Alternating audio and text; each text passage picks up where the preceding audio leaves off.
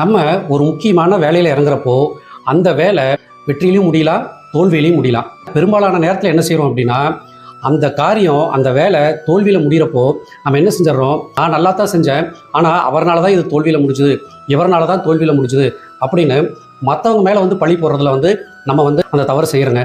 நம்ம எதுக்குங்க மற்றவங்க மேலே பழி போடணும்? ஒரு காரியத்தை எடுக்கிறோன்னா அது வெற்றியில் முடிஞ்சாலும் அது தோல்வியில் முடிஞ்சாலும் அதுக்கு முழுக்க முழுக்க பொறுப்பு நான் தான் அப்படிங்கிற அந்த எண்ணத்தோடு தான் எந்த காரியத்தையுமே நம்ம ஆரம்பிக்கணுங்க.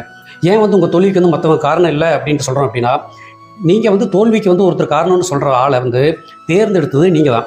அப்போது சரியான நபரை நீங்கள் தேர்ந்தெடுத்திருந்தீங்க அப்படின்னா நீங்கள் மேற்கொண்ட அந்த வேலை நிச்சயமாக வெற்றிகரமாக முடிச்சிருக்கும்.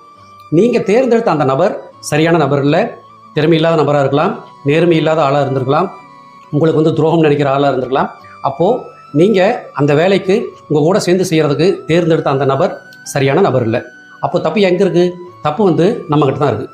நம்ம ஒரு காரியம் தோல்வியில் முடிஞ்சிச்சு அப்படின்னா நம்மளோட இளமையினால் அவர்னால தான் தோல்வியில் முடிஞ்சது, இவர்னால தான் தோல்வியில் முடிஞ்சது அப்படின்ட்டு சொல்கிறதுல எந்த ஒரு பலனும் கிடையாதுங்க.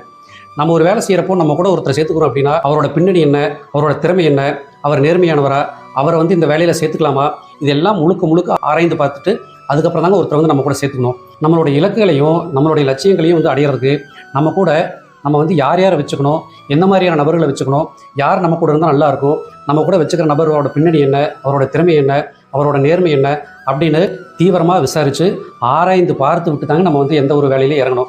வாழ்க்கையில் நம்ம பெற வெற்றியாகட்டும் தோல்வியாகட்டும் அதுக்கு முழு பொறுப்பு நம்ம மட்டும்தாங்க. மற்றவங்களை குறை சொல்லி தோல்வியிலிருந்து தப்பிக்கிறதோ, மற்றவங்களை குறை சொல்லி தோல்வியிலிருந்து தப்பிக்கிறதோ, மற்றவங்களை குறை சொல்லி நம்மளோட பலவீனத்தை மறைக்கிறதோ எந்த வகையிலையும் நமக்கு எந்த காலத்துலையும் உதவாதுங்க.